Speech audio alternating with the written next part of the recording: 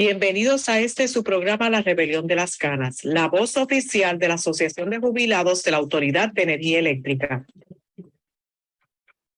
Muy buenas tardes a todos los amigos de su programa La Rebelión de las Canas, una vez más aquí por Borinquen Radio. Ya estamos con los anfitriones, Johnny Rodríguez Ortiz, presidente de la Asociación de Jubilados. Bienvenido.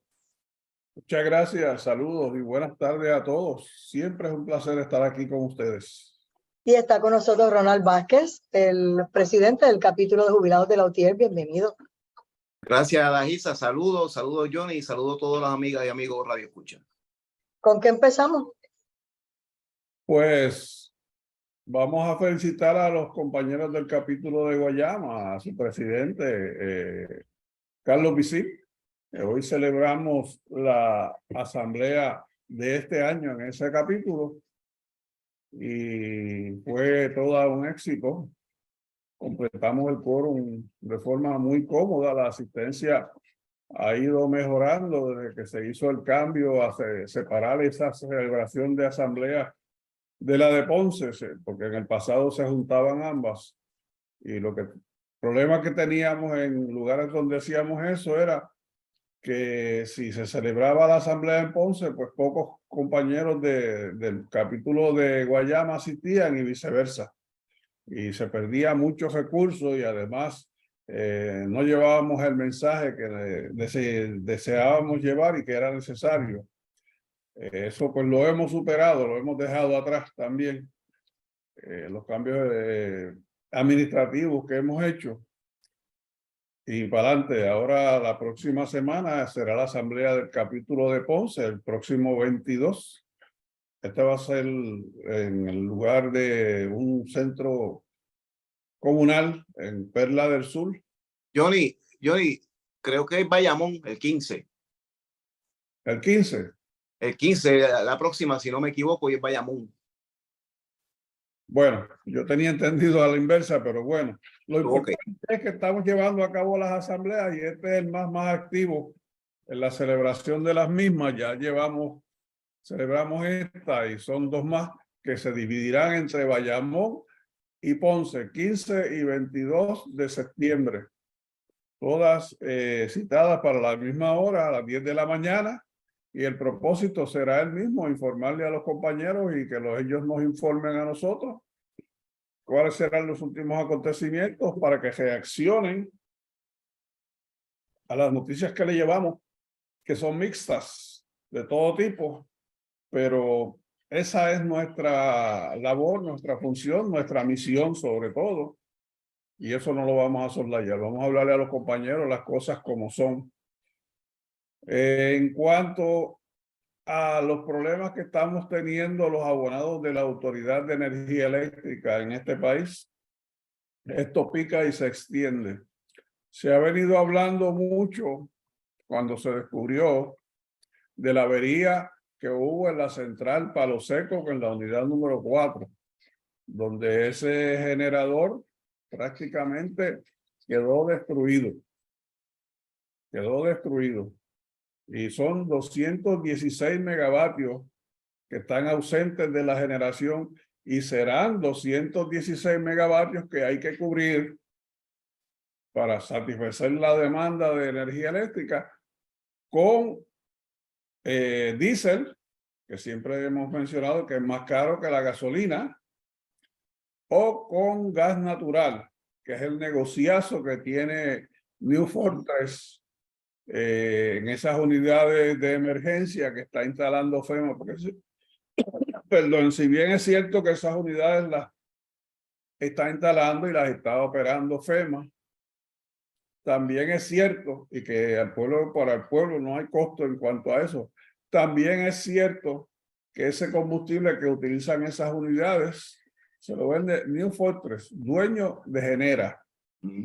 Y yo escuchaba al compañero Ricardo esta mañana en su programa semanal en otra estación y yo quedé indignado porque las expresiones que hizo el compañero allí en cuanto a cuánta negligencia hubo en la operación de esa unidad, verdaderamente es para, incluso en los tiempos nuestros, era para imputar negligencia criminal.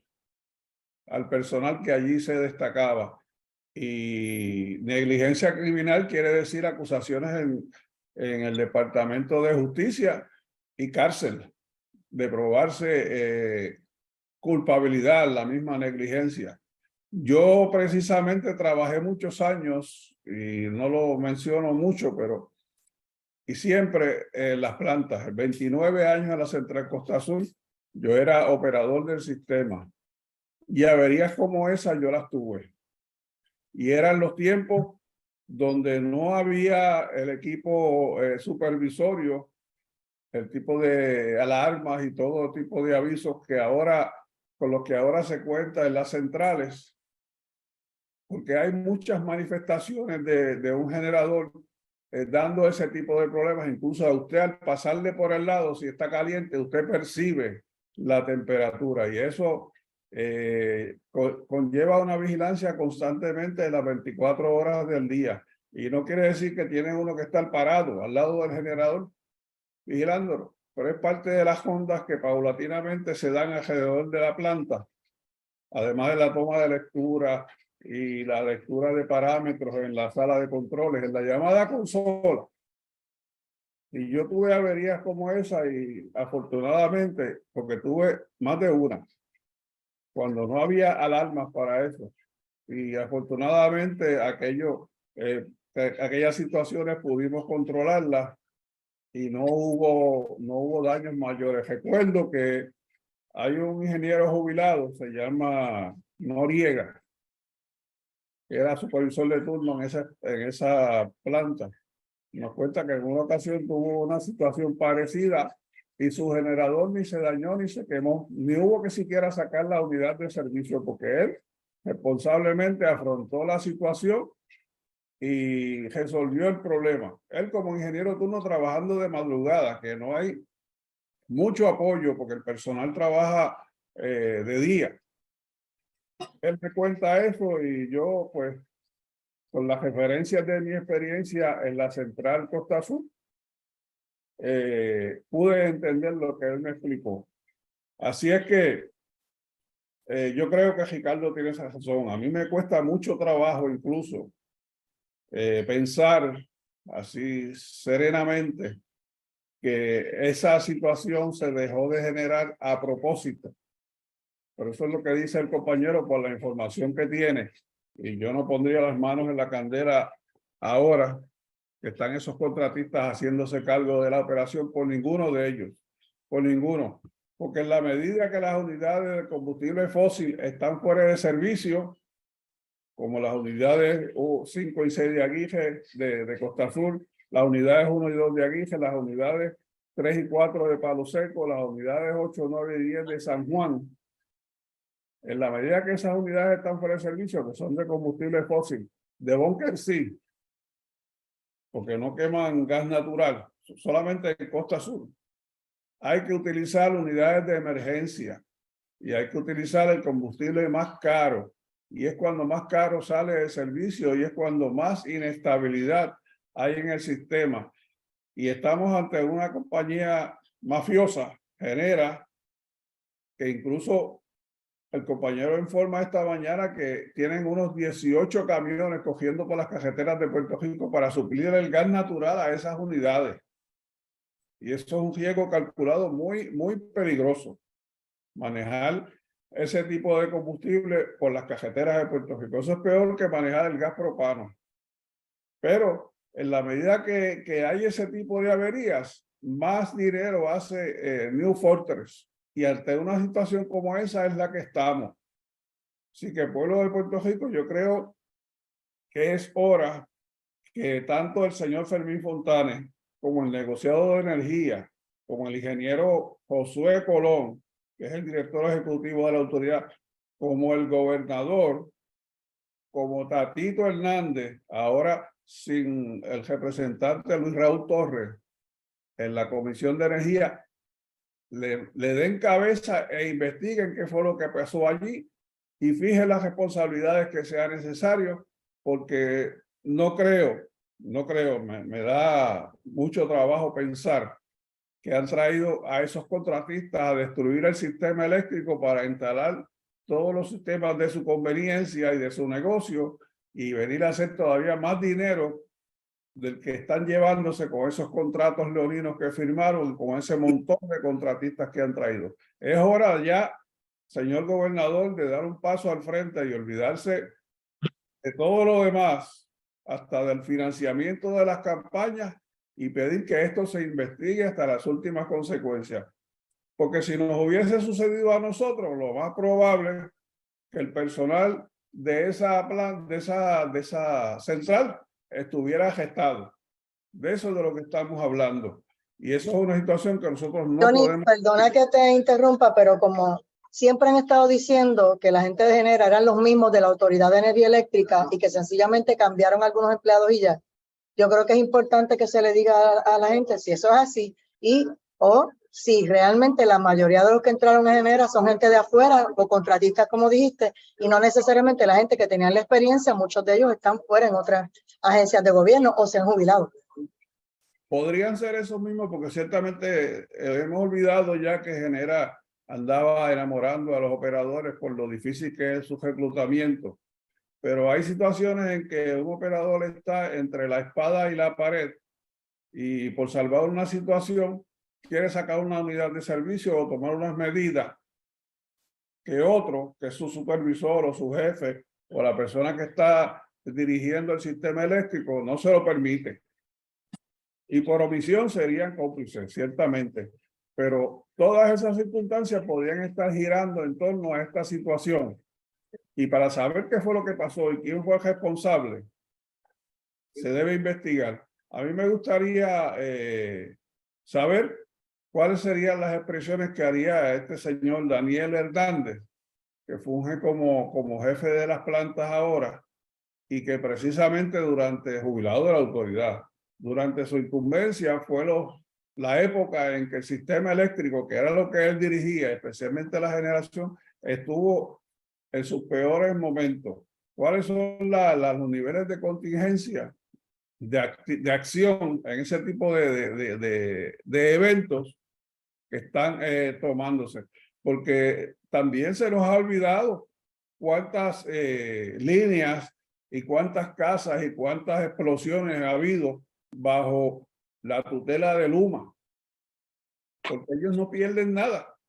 Sencillamente lo perdemos nosotros como pueblo, porque a pesar de que allí nadie puede intervenir con esta gente, por lo que se nos dice, todo ese equipo es propiedad del pueblo de Puerto Rico y precisamente estamos a punto de volver a embrollarnos para pagar las deudas que generó la compra de esos equipos en hace muchísimos años. O sea, que la autoridad no tiene control de ofrecer el servicio, pero tiene toda la titularidad y toda la responsabilidad civil y criminal por todo lo que suceda en la agencia.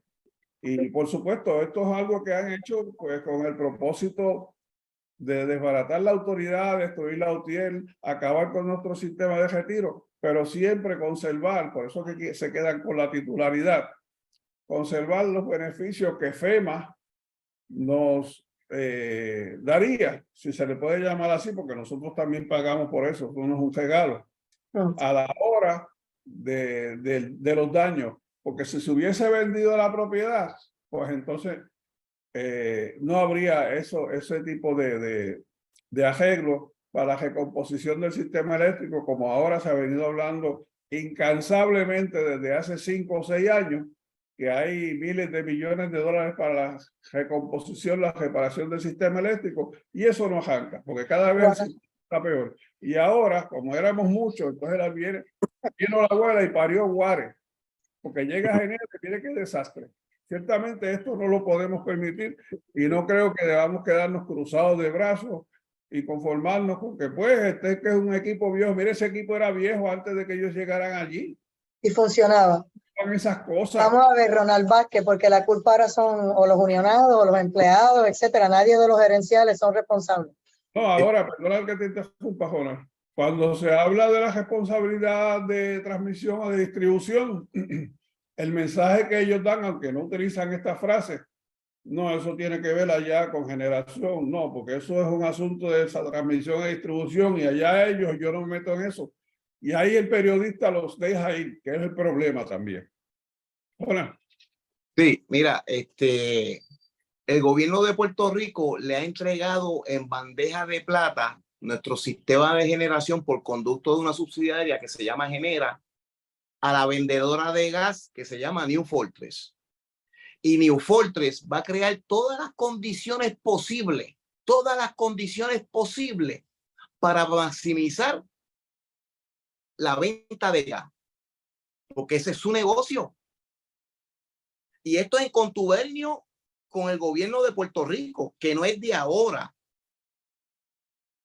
Y como hemos dicho en programas anteriores, los mismos que controlan el mercado del petróleo controlan el mercado del gas natural. Y hay un exceso en la reserva del gas natural. ¿Y por qué esto se da?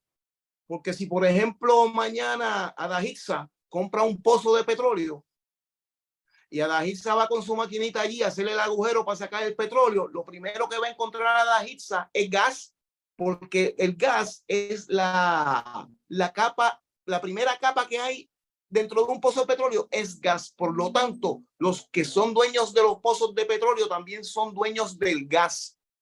La diferencia del petróleo y del gas es que el petróleo tiene más demanda porque tiene más uso en comparación con el gas. Por lo tanto, las reservas de gas están aumentando y aumentando, y en las últimas décadas están buscando la forma, antes de entrar a los aspectos de entrar a la transición de energía, de crear energía con fuentes renovables, de salir lo más posible del gas. Y eso no es de ahora. Recordemos el gasoducto del sur de Aníbal Acevedo Vilá, el gasoducto del norte Vía Verde de Luis Fortuño. Ricky Rosselló hablaba de dos cogeneradoras a base de gas. Entonces, el colmo de los colmos, le acabamos de entregar nuestro sistema de generación a una empresa vendedora de gas. Y como dice Johnny, están transportando gas en camiones y esa es la forma de presionar para que le aprueben la conexión del tubo, para que se le haga más fácil la transmisión del gas. Pero mientras el gobierno nos dice que nos tenemos que mover a energía renovable rápidamente para abaratar el costo de energía, una cosa es lo que dicen y una cosa es lo que esconden. Porque si vamos, por ejemplo, al plan integrado de recursos, que es el plan que establece los objetivos y cómo vamos a llegar a los objetivos en términos de la transición hacia las fuentes de energía renovable. Ese plan que es por ley de la ley 17 del 2019, que es la ley que establece el proceso de transición. Si vamos al plan, ese plan del 2020 decía que para el 2022 se supone que ya el 20% de los clientes estuviesen con fuentes de energía renovable. Y para el 2025 se supone que un 40%. Estamos en un 4%. Pero eso no es casualidad. No es casualidad porque los que están en función del gas. Están en función del gas. Y ahí vamos a tener a New Fortress por lo menos por 10 años atosigándonos el gas. Y una vez aumente la demanda del gas, va a aumentar el precio, como pasa con el petróleo. Eso es economía simple. Y ese es el problema que tenemos. Y eso que señala el compañero Ricardo, que yo también lo estoy escuchando, yo concurro con el compañero Ricardo. Aquí no se puede descartar que esto fue parte de un plan precisamente para seguir dependiendo del gas y para que New Fortress siga su negocio. Por algo están pidiendo que se aumenten los generadores de emergencia de 350 a 700. Y no solamente que se aumente los 350 megavatios adicionales, están pidiendo también que se extienda el tiempo, porque ellos quieren seguir quemando gas, y ese es el negocio de New Fortress, y eso es lo que tenemos, Y otro punto que yo quería traer también, Johnny, y está relacionado a una expresión que tú dijiste el miércoles, que está relacionado a nuestras pensiones, obviamente también. sobre una compañera que cuando escuchó que viene un aumento en la factura, creo que fue para pagar las pensiones, ella dijo, viste, Johnny, que las pensiones no están aseguradas, algo así fue, ¿verdad, Johnny? Algo así. Pues sí. Pues lamentablemente todos esos compañeros que no se movilizan, confiando en las palabras de los políticos de turno, no podemos hacer abstracción de la historia. En Detroit hubo una rebaja de pensiones. En Detroit hubo una rebaja de pensiones de casi un 5% a la mayoría de los pensionados, no a todos, pero a la gran mayoría de los pensionados. Creo que se salvaron los policías, los bomberos, pero hubo una reducción en los pensionados en Detroit, con una deuda menor a la que nosotros tenemos a nivel del gobierno central. Ahora mismo, al día de hoy, en Francia, los jubilados franceses están en la calle protestando porque el gobierno, en una medida muy parecida a lo que está pasando por acá, quiere coger todos los sistemas de pensiones y unificarlos y cambiar el sistema de años de servicio, de la pensión definida por años de servicio, en un cálculo de puntos. Y uno de los señalamientos que están haciendo los compañeros jubilados en Francia es que todo eso va a terminar en una reducción en la pensión. Así que los compañeros que no se confíen, porque muchos economistas serios también están diciendo que como se está manejando esta quiebra, posiblemente de aquí a 6, 7 años vamos a estar en una segunda quiebra y posiblemente nos salvamos de esta, pero en una segunda quiebra nos salvaremos los pensionados. Recuerden que muchos compañeros de nosotros decían que el gobierno de Fortuño no iba a despedir miles de trabajadores, los iba a tirar a la calle. Y así los tiraron. Si tiraron miles de trabajadores a la calle, los dejaron sin trabajo, dejar 12,000 pensionados o bajarle la pensión o dejarlos sin pensión, para ellos sería más fácil que tirar 30,000 trabajadores a la calle y dejarlos sin trabajo. Porque esta gente ya no funcionan en ganar elecciones, ya les importa un bledo ganar elecciones. Ellos vienen a seguir un libreto, a seguir unas directrices y luego se van a disfrutar de las decisiones que tomaron en favor de unos intereses económicos en perjuicio al país. Oigan, para acabar de redondear el tema anterior que yo desarrollaba, se me quedó por decir dos cosas. En primer lugar, eso es una reparación para ese generador que se calcula que puede costar de 5 a 10 millones y yo pienso que puede ser más, quizás 20 y no 6 meses, porque hay que mandarla a fabricar todo ese equipo para entonces traerlo e instalarlo aquí, que eso puede tomar fácilmente un año. Pero lo peor es que precisamente Daniel Hernández, que es el que dirige las plantas, está inclinado a decomisar esa planta, esa unidad. Lo mismo que hizo cuando le hacía coro a José Ortiz durante los terremotos, que querían decomisar, cejar la planta de Costa Azul, que por cierto, deben explicarnos por qué la unidad número 6 no está generando. Ahí en esa planta ahora mismo no hay generación ninguna y estamos en relevos de carga. Y como dice Ronald, dejan que llegue la factura para que ustedes vean el incremento en el costo por el combustible, porque se está quemando diésel, como ustedes no tienen idea. La planta de ciclo combinado de Aguirre trabaja con diésel, no trabaja con gas natural. Las 20 turbinas de gas que hay por toda la isla, de 20 megavatios cada una de la autoridad, trabajan con diésel.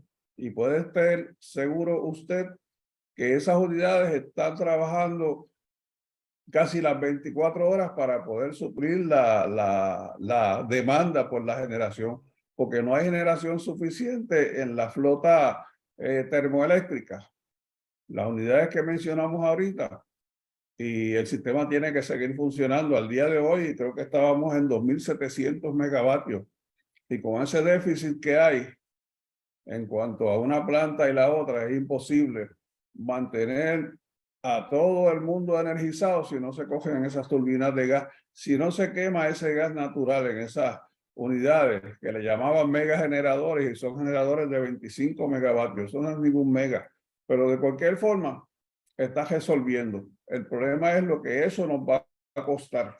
Y eso es algo que también debe ponderarse. Y no escuchamos al señor Fontané ni al negociado de energía expresarse con relación a esta situación y verdaderamente tendrían la responsabilidad de tomar cartas en este asunto y no esperar que vayan y le soliciten aumentos para seguir cubriendo tantos gastos exorbitantes. Ese negociado de energía allí no está para eso, para como sello de goma cada vez que New Fortress o Luma va a pedir un aumento, aprobárselo. Ellos tienen que fiscalizar también y tienen que pedir información y tienen que ser proactivos. No pueden sentarse a esperar que las cosas sucedan para entonces empezar a investigar, como si la policía se quedara en los cuarteles y no anduviera patrullando para evitar el crimen, que por cierto, patrullaje no hay mucho, pero esa es la función de esos organismos, es la prevención y eso no lo estamos viendo. Quisiera también agregar que continuaremos, por supuesto, en nuestras manifestaciones todos los miércoles por ahora frente a la Junta de Control Fiscal, porque recuerden que la jueza Taylor Swain ha expresado que es probable que entonces en el mes de marzo del próximo año es que pueda el tribunal, la sala que ella dirige, emitir una sentencia con relación a todos los sometidos por el plan de ajuste de deuda, y de allí es probable que tengamos que arrancar para el tribunal a defender nuestro sistema de retiro, porque la Junta lo único que dijo fue que se aumentara 2.4 centavos el kilovatio hora para el pago de las pensiones. Pero ¿cómo se va a hacer? ¿Quién va a administrar? ¿Cuál es la resistencia que tiene el gobierno que anda detrás de la eliminación de todos los sistemas de beneficios definidos, como lo ha hecho en todas las agencias, menos en la nuestra y en la Universidad de Puerto Rico? Eso está por verse y es probable que tengamos que ir a tribunales. Ya Y nos también, está avisando la Jara que ya se nos acabó el tiempo. Dime, Ronald. añadiendo lo que dice Johnny, este próximo viernes 15 es la vista de divulgación donde la Junta de Control Fiscal va a explicar en detalle los alcances del plan de ajuste de la deuda. Pendiente. Perfecto. Muchas gracias, Ronald Vázquez. Gracias, Johnny Rodríguez Ortiz. Ya será hasta el próximo lunes, con el favor de Dios, en otra edición de La Rebelión de las Canas. Que la pasen bien. Buen fin de semana. Escuchas Borinquen Radio